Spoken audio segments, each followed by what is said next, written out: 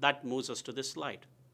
In a product layout, the main concern is to balance the assembly line so that no workstation becomes a bottleneck. What is a bottleneck? If I have station number 1 taking 8 minutes, station number 3 taking 8 minutes, station number 4 taking 8 minutes, but in between I have station number 2, which takes 10 minutes to complete all the assigned tasks. So it is obvious that station number 2, which is taking 10 minutes, whereas all the other workstations are taking 8 minutes for each unit of the product, station number 2 becomes a bottleneck.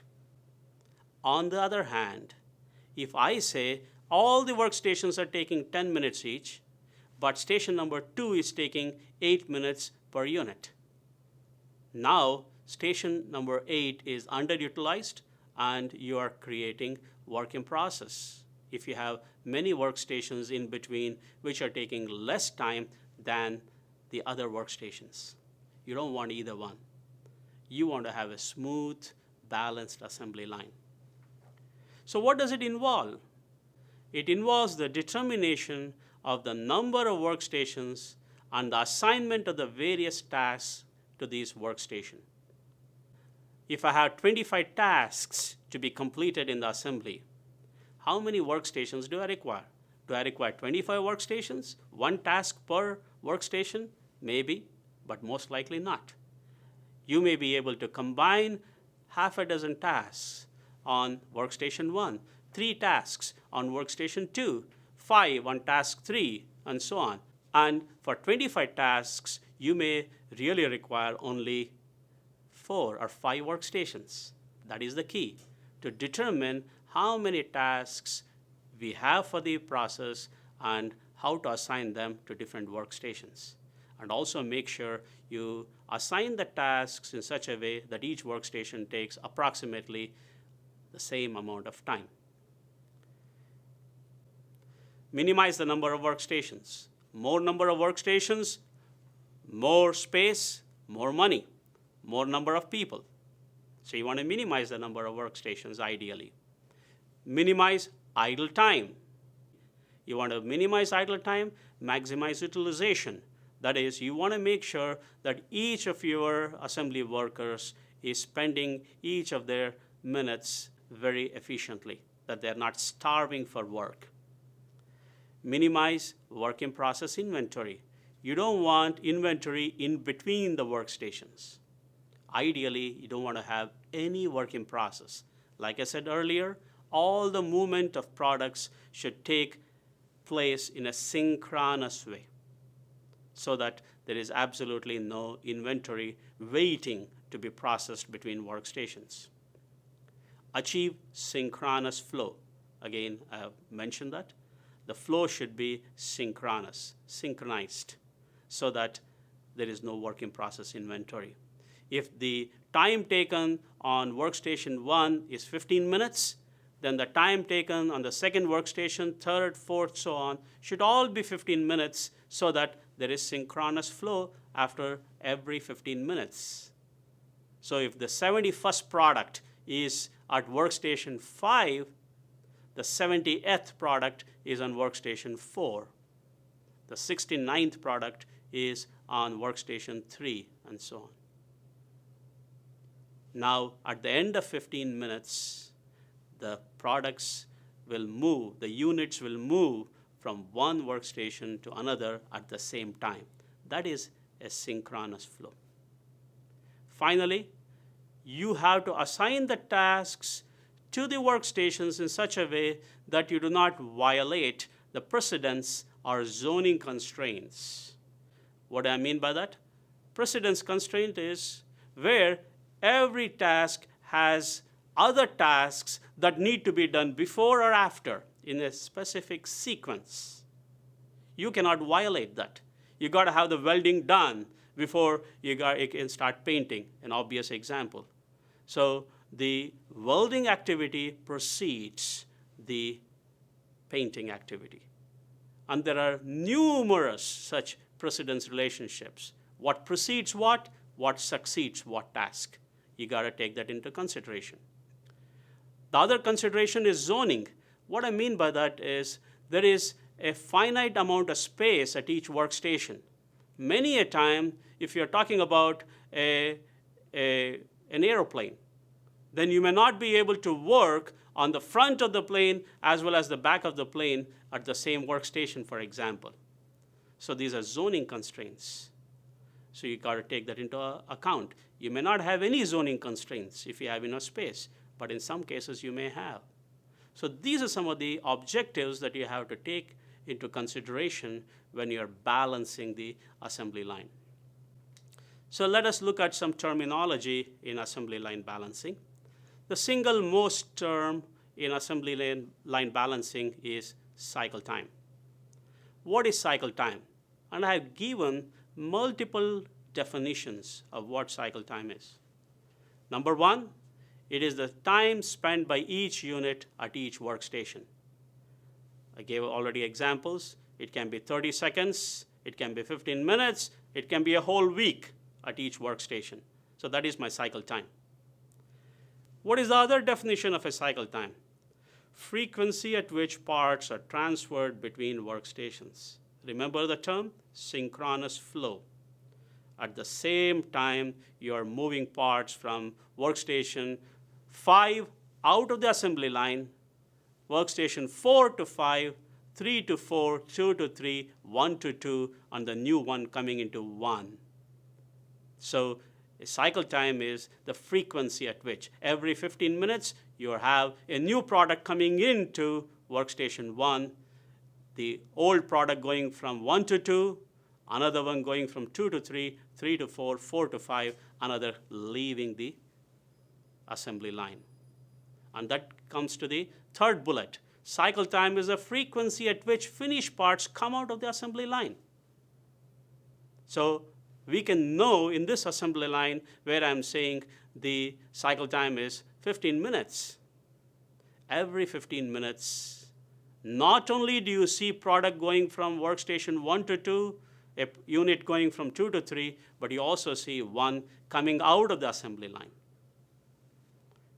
And how do you calculate this cycle time? Cycle time is nothing but the total available production time. So if I have 10 hours of production in a day, that is total available production time, divided by total number of units to be produced. So for simple example, if I have 10 hours in a day, and I need to produce 40 units in a day. So divide 10 hours by 40, so you get 1/4 of an hour, which goes down to 15 minutes. So my cycle time is 15 minutes. On the other hand, one more example, if I have only 8 hours of production in a day, and I need to produce 16 units a day, a more complex product. Do the math. 8 hours divided by 16 is half hour, 30 minutes. So my cycle time is 30 minutes, which means, let me repeat, every unit spends 30 minutes at each workstation. Every 30 minutes there is movement of parts or products from one workstation to another, and every 30 minutes there is a unit coming out of the assembly line finished, completed, ready to be shipped out. Finally, what is lead time? Lead time is the total amount of time that a product or a unit spends in the entire assembly line. So the simple formula for that is cycle time multiplied by the number of actual workstations.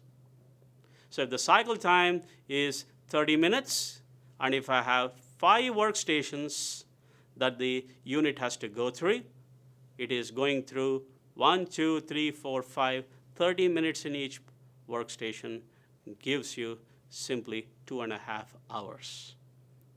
If the cycle time, another example, is 15 minutes, and if there are 6 workstations, then the lead time is 15 times 6, 90 minutes. And later in a numerical example, I'll tell you to be careful when you are doing that in an exam or in real life too, to make sure that you don't have different time units.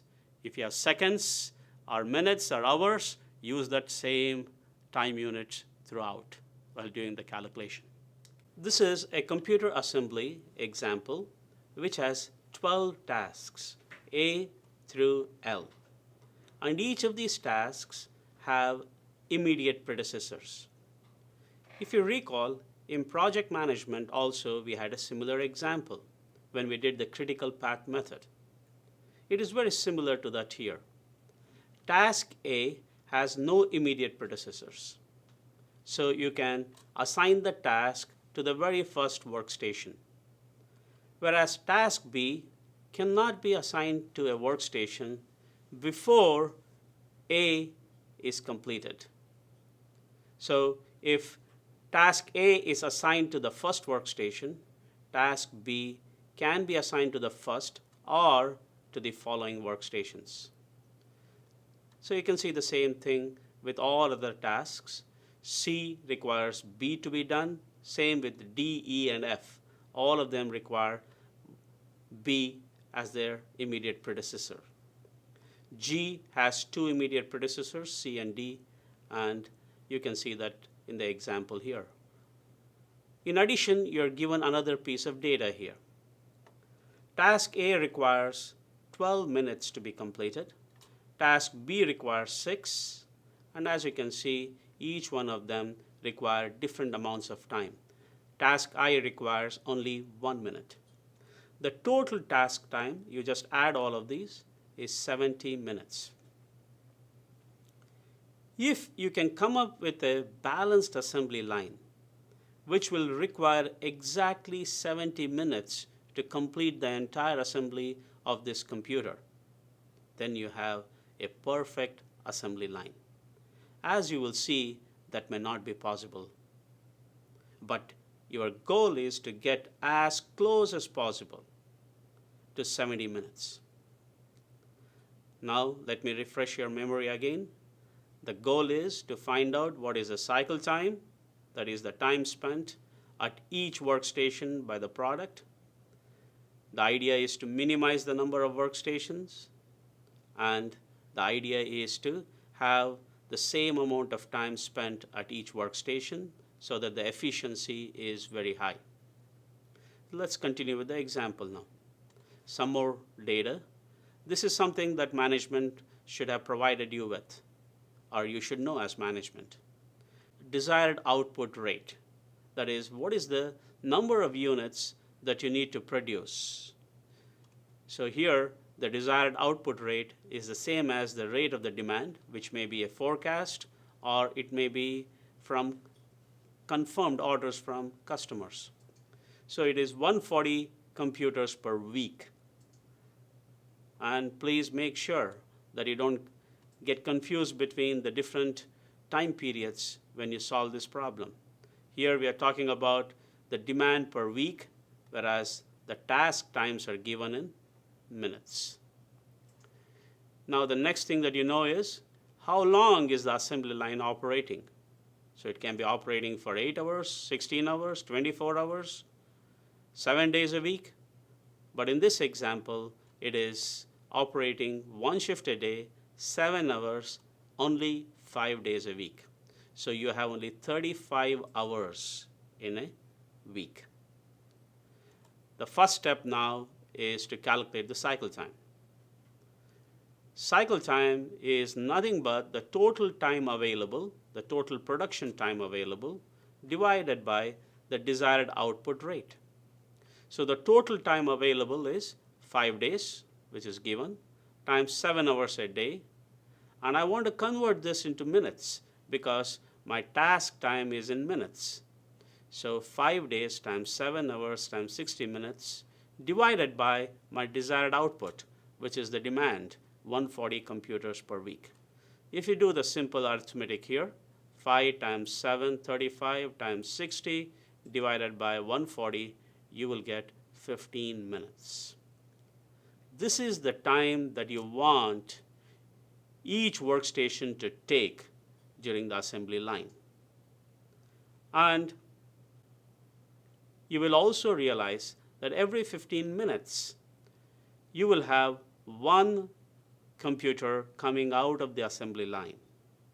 So you have 4 of them coming out every hour, 28 of them coming out every day in the 7-hour shift. 28 times 5 is 140 during the 5 days of the week. So your desired output rate is accomplished. So you can work back and see that your calculation is fine. The next thing that you want to do is, what is the theoretical number of workstations that you will have? The total task time is 70 minutes. This is the time that you require to do each of these tasks. Now we are going to assign these tasks to different workstations, each of which will take 15 minutes. So the theoretical minimum number of workstations that you will need is nothing but the total task time of 70 minutes divided by the cycle time of 15, which will give you, in this example, 70 by 15 is 4.67. So you will need more than 4 workstations, because 15 times 4 is 60 minutes, but you take more than 60 minutes, which is 70 minutes. So you require more than 4, which is 5. And like I have said here, always round up. Even if this was 4.17, you don't round it to the nearest integer. You round it up. Because even if you require 1 minute more, even if this was only 61 minutes, you require a 5th workstation, because each workstation should not be taking more than 15 minutes. So the 4 workstations would take 60, and anything above 60, whether it is 1 minute or 10, as in this example, would require a 5th one. Once this example is completed, you will realize why I use the term theoretical, or the minimum number of workstations. In reality, you may end up with more than 5 workstations, because you may not have a perfectly balanced assembly line. We will see that in a few minutes. Let us continue with this example. The first step now is to understand the precedence relationship in this assembly. I won't spend too much time explaining to you this, because you have understood this in project management. All we are doing here is translate these 2 columns, the tasks and the immediate predecessors, into this network diagram. The beauty of the network diagram is, pictorially, you can visualize the precedence relationship.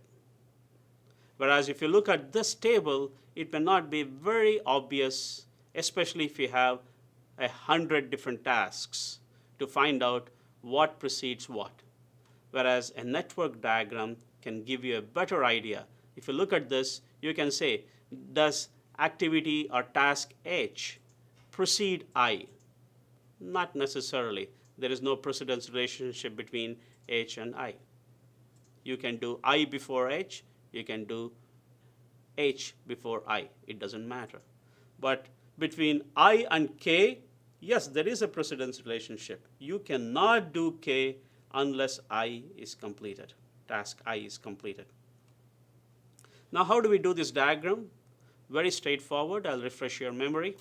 All you're going to do is put the tasks on nodes or circles. So you see A through L, the 12 tasks are on different nodes or circles. And what are these arrows? The arrows shows the immediate predecessors. So you see one arrow going from A to B, which shows that B has one immediate predecessor, which is A. Now look at C. C has one immediate predecessor, which is B. That is the reason you see an arrow going from B to C. Same reason B to D, B to E, B to F, because D, E, and F, all of them have only one immediate predecessor, which is B. Now look at G. It has two immediate predecessors, C and D. No wonder you have G having two arrows coming into it from C and D. That should be clear. That is how you complete the whole network diagram. What you see in boxes here above each task is the time taken for those tasks.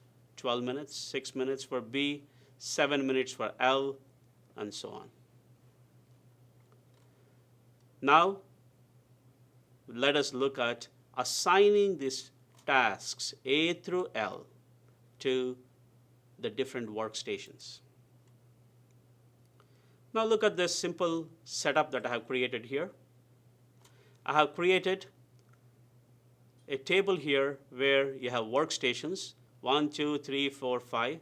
And remember, the theoretical number of workstations were 5. But I'm adding 6 and 7 just in case. We will see if we will need those new workstations 6 and 7 or extra workstations 6 and 7. Then I have tasks assigned to these workstations. Then how much time is remaining, and which are the tasks ready to be assigned next. And finally, we'll figure out the idle time. All of these will become obvious in a minute.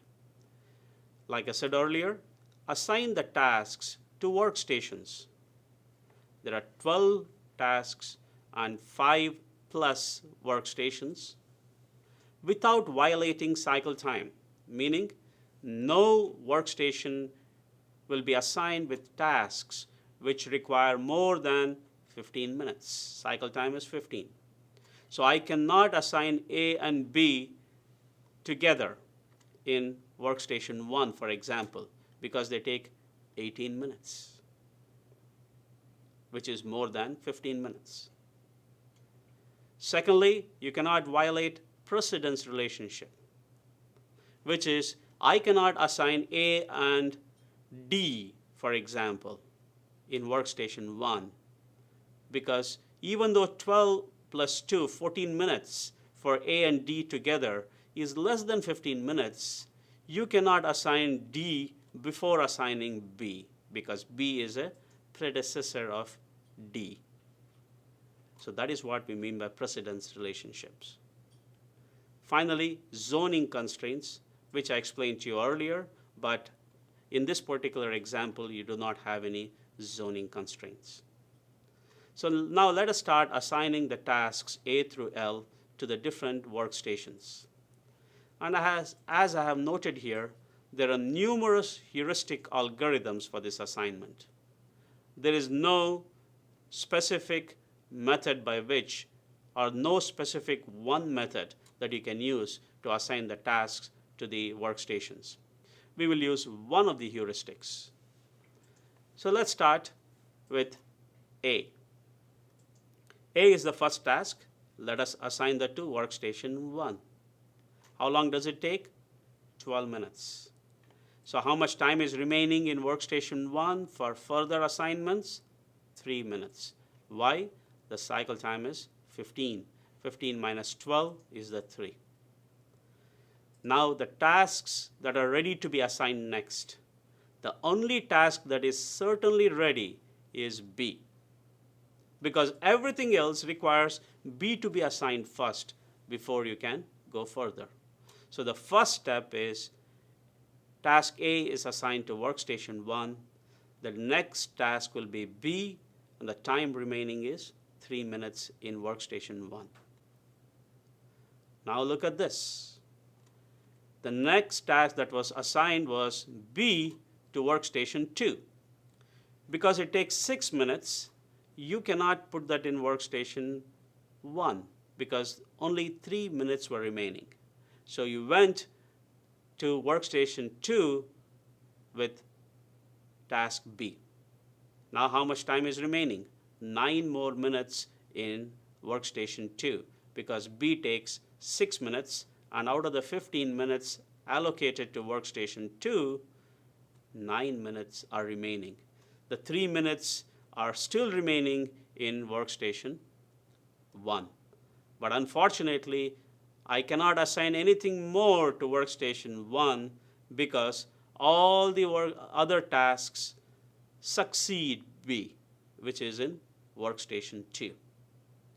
So, but I can still assign some tasks to B. So what are the next tasks? C, D, E, and F. All of them are ready to be assigned next because their only immediate predecessor was B, which has now been assigned to workstation 2. Now C, D, E, and F can be assigned to workstation 2 or to subsequent workstations.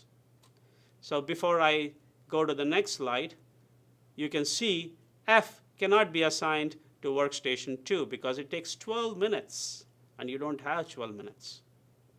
Whereas C, D, and E take 6, 2, and 2, so they can be assigned because all of them take less than 9 minutes. In fact, you can even assign two of them, C and D, or C and E, or D and E, to workstation 2. So let us look at the next step. I chose to assign C and E to workstation 2 because C and E take 6 plus 2, 8 minutes. You had 9 minutes remaining, so now you have 1 minute remaining. The next tasks that you will be assigning are DF, which are already ready, and the next task that is ready now is I, because E got completed, I is ready. That is the very reason that I chose C and E instead of C and D to be assigned here. Because once E is done, I can be assigned, which takes only 1 minute. And you have that minute available in workstation 2. So if you look at the next step, B, C, E, and I are all assigned to workstation 2.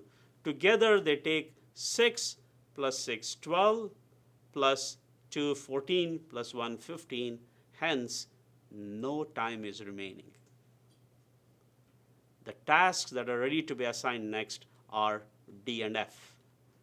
Nobody else is ready to be assigned, none of the other tasks. So now the next step is, if you look at D and F, each one takes 2 and 12 minutes, so nothing can go into 2, so the next workstation will be 3. So you can assign both D and F, which together take 14 minutes, and assign them to workstation 3. You have 1 minute remaining. Now that you have assigned D and F, you are ready to assign G, whose predecessors are C and D. They are both assigned. J, whose predecessors are I and F. They are also already assigned. So now J and G, J takes 4 minutes, G takes 7 minutes. Together they take 11 minutes. So I can put both of them in workstation 4, and that's what I did. J and G together are assigned to workstation 4, and the remaining time is 4 minutes because J and G together take 11 minutes out of the 15. Now the next one ready to be assigned is H. K and L are not ready yet because H has to be completed before K and L can be assigned. So the next task would be H, which will obviously go into 5, workstation 5, only because it takes 5 minutes, which is more than the 4 minutes remaining in workstation 4. So let's look at that. So H is assigned to workstation 5. You have 10 minutes remaining now because of the cycle time being 15. The next task is K to be assigned. K takes only 6 minutes, so it can be assigned to workstation 5 also. That's what I did. H and K both are assigned to workstation 5. The last task remaining is L. The time remaining in workstation 5 is 4. Unfortunately, L takes 7 minutes. Now we know the need for the 6th workstation. Although you said earlier that the theoretical or the minimum number of workstation was 5, we ended up in this assembly line with a 6th workstation. And now you're done. Now the entire assignment of tasks is completed. Workstation 1 has one task, A, still 3 minutes remaining. Workstation 2 has 4 tasks, B, C, E, and I, perfect, all of them amounting to 15 minutes with no idle time. Task D and F are assigned to workstation 3, and so on. Now, if you look at the last slide in this sequence, this is the final assignment. And these are the idle times, 3, 0, 1, 4, 4, 8. So the total idle time is 20 minutes. You have 20 minutes of idle time. You could have calculated this also very easily because you are spending 15 minutes in each of the 6 workstations before the product comes out of the assembly line. And the flow is synchronous. Even though this is completed in 12 minutes, all the tasks in workstation 1, you do not send the product to the next workstation until the end of 15 minutes. Same thing here, same thing here, same thing here. And only every 15 minutes you have a unit coming out of the assembly line. So if you do the math, it will take 15 times 6, 90 minutes for one product to be completed, one unit of the product to be completed. Whereas, what was the total task time? 70 minutes. So instead of taking the ideal 70 minutes, you are really taking 90 minutes. So the 20 minutes of idle time. In reality, this may not be idle time. The workers who are assigned to doing these tasks, if they have this idle time, they may be assigned to do other things so that there is more efficiency. Sometimes they may not be assigned to anything else either. Now, if this is clear how this algorithm works in assigning the tasks to different workstations, which was pretty straightforward, and again, you can use your creativity here and common sense because there are many heuristics, and I use just one of them. Now, let us look at the real managerial implications of this assembly line balancing. As I said, the lead time for this particular assembly is 90 minutes. Why? The cycle time was 15, the time spent at each workstation by each unit, and there were 6 workstations finally, so 90 minutes. So what is the efficiency of this assembly line? It is the total task time, which is 70 minutes, divided by the actual lead time, which is 90 minutes. 70 by 90 will give you about 77.8% efficiency, which is not bad at all. As long as it is at 80% or so, it is pretty good. Now, you may want to, as a manager, try out other options. The cycle time was 15. What if I change the cycle time to 16? I can go back and redo the assignment of tasks to different workstations. I want you to try that out on your own. It's a good practice. You will figure out if you increase the cycle time in this example to 16, the number of workstations that you will need is only 5. So that's a big advantage. You have a smaller assembly line, less space, fewer people potentially, fewer employees. That's a good thing. However, what happens if I increase the cycle time to 16? Instead of one unit coming out of the assembly line every 15 minutes, you will have one unit coming out only at the end of every 16 minutes. You may think that is just 1 minute extra, but if you do the math, you will find out that the output per day is only 26, which will amount to only 130 per week. If you recall, the desired output rate was 140 per week. So by increasing the cycle time, you reduce the workstations, potentially reduce the number of workers, but you also reduced your output. Is that acceptable? You have to decide. The lead time becomes 80 because it is 16 times 5, and the efficiency is 89%, pretty decent. On the other hand, if I reduce the cycle time from 15 all the way up to 13, you will still have 6 workstations. You can try this out too by assigning the tasks to different workstations. Now your output has dramatically increased. You'll be getting 1 unit out every 13 minutes. So you will have 32 units per day, and at the end of the week you will have 160, significantly more than the desired output rate, which was 140. And look at your lead time. It is 78 minutes, 13 times 6, and your efficiency is 70 divided by 78, which is close to 90%.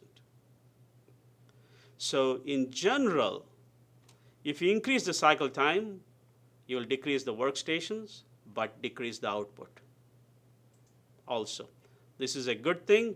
This is not so good thing. Decreasing the cycle time will increase the number of workstations, but also increases the output. But you can't say anything about the efficiency.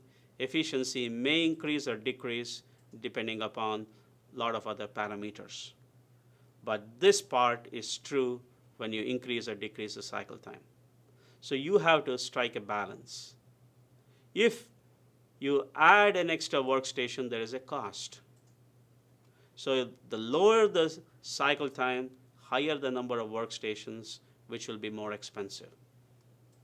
But on the other hand, if you reduce the cycle time, you can produce more, which means you will be producing more. And if the demand is also high, and if you can sell what you produce, you will be able to make more profit. So there is no hard and fast rule for the cycle time. The manager has to decide based on how much the desired output rate is, how much it costs for different sizes or lengths of workstations, and the number of employees. But this gives you an idea of how the dynamics between the desired output rate, the cycle time, the number of workstations, the efficiency of the assembly line, all of them play together. The whole idea again was to identify the number of workstations, the optimal number of workstations, and the ideal allocation of tasks to these workstations so that all of them take approximately the same amount of time and the efficiency of the assembly line is as high as possible, 80% plus.